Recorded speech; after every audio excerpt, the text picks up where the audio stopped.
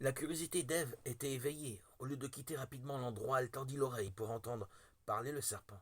Il ne lui vint pas à l'esprit que cela pouvait être l'ennemi déchu, qui utilisait le serpent comme un moyen d'expression. C'était Satan qui parlait par le serpent. Ève était sous le charme, flattée. Si elle avait rencontré un personnage imposant avec une apparence ressemblante à celle des anges, elle aurait été sur ses gardes. Cette voix étrange aurait dû la pousser à retourner aux côtés de son mari pour lui demander pourquoi quelqu'un d'autre lui parlait avec autant de liberté. Mais elle entra dans un débat animé avec le serpent. Elle répondit à sa question. Nous pouvons manger le fruit des arbres du jardin, mais du fruit de l'arbre qui est au milieu du jardin, Dieu a dit, vous n'en mangerez pas, ni n'y toucherez, de peur de mourir. Le serpent répondit, vous ne mourrez certainement pas, car Dieu sait que le jour où vous en mangerez, vos yeux s'ouvriront, et vous serez comme Dieu, vous connaîtrez le bien et le mal.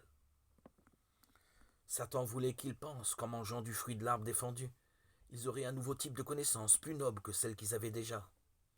Cela avait été sa tâche principale depuis sa chute, conduire les gens à fouiller dans les secrets du Tout-Puissant et ne pas se satisfaire de ce que Dieu avait révélé, ne pas se préoccuper d'obéir aux commandements de Dieu.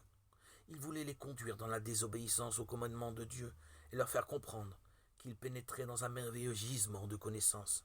C'était purement et simplement une supposition et en réalité une malheureuse déception.